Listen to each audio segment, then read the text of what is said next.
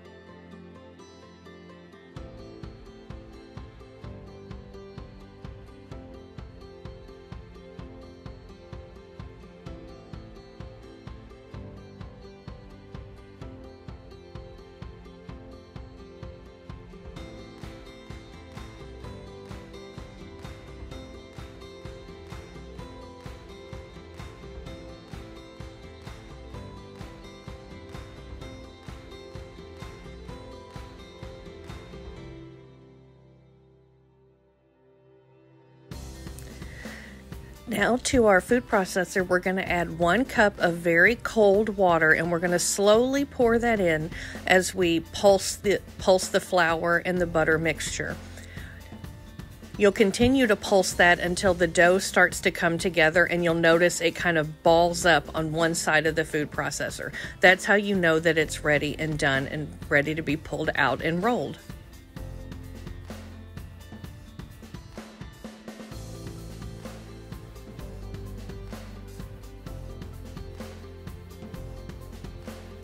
I felt like I needed just a little bit more water to my dough to get it to come together. That's one of the things you want to make sure. Just watch your dough. When it starts to combine, you see it starts to bunch up in the food processor. That's how you know that it's ready. So don't be afraid if you feel like you need to add another 1/4 cup of water. It'll be just fine.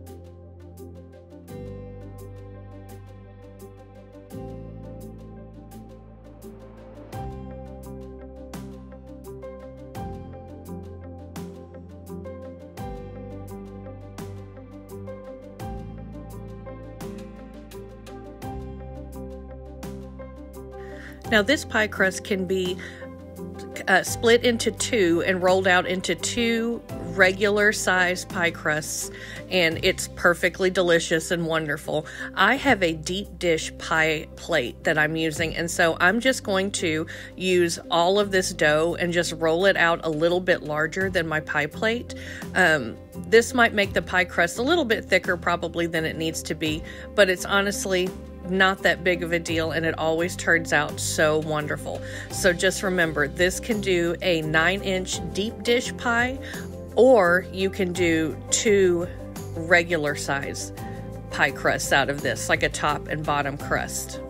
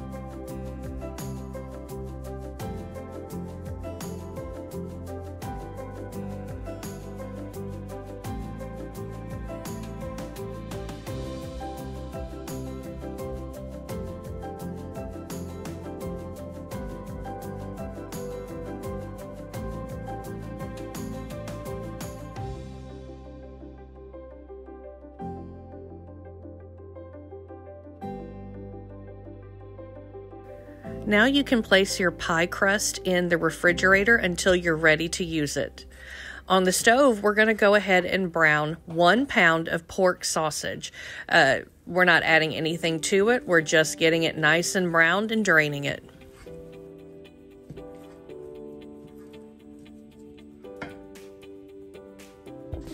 While my sausage is sizzling, I'm going to go ahead and get the twisted sheet pan bacon ready, and this is just incredibly simple. Just get an aluminum baking sheet and take your strips of bacon and twist them up.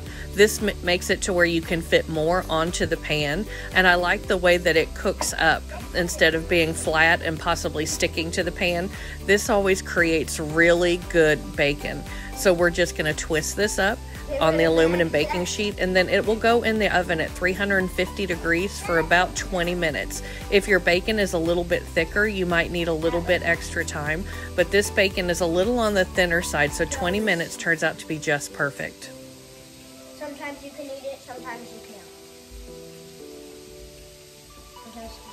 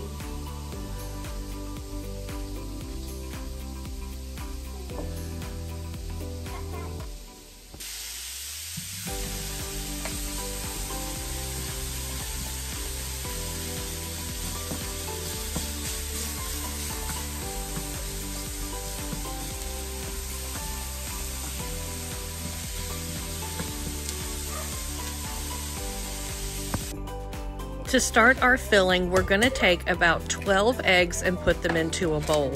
My chickens aren't laying as much as they usually do. It's just something that chickens do in the winter. They kind of stop laying.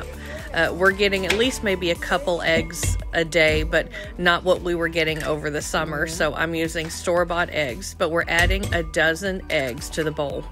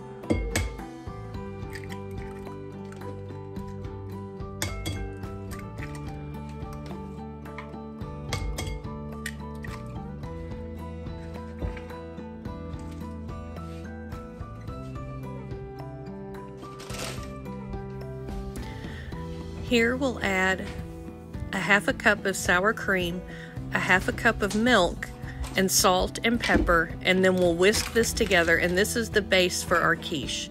We'll pour this into our unbaked pie shell that I put in the refrigerator, and then we'll top it with the sausage and the cheese and just gently press those ingredients down into the egg mixture. I always love doing brunch on Saturday or Sunday when we can be a little bit lazier. We can just kind of lollygag throughout the morning and we can eat later. Honestly, on this day, this is probably going to be done around noon, which means it's more of a lunch than a brunch, but it really doesn't matter because we're just relaxing. Everybody's in their pajamas, and brunch is just one of those foods that's so comforting.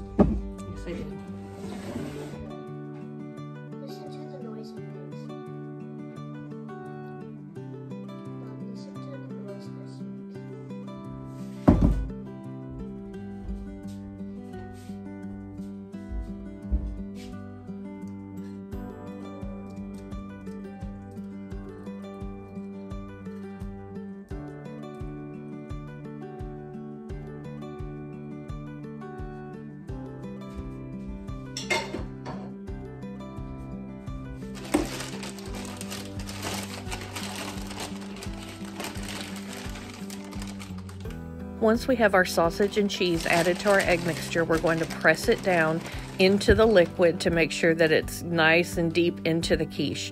This is going to be put on an aluminum baking sheet, and we're going to bake it at 350 degrees for about 60 to 70 minutes. It's going to get nice and puffed up, and you want the center to be firm. When you press on it, it should come back. You don't want it to be liquidy or jiggly when you pull it out.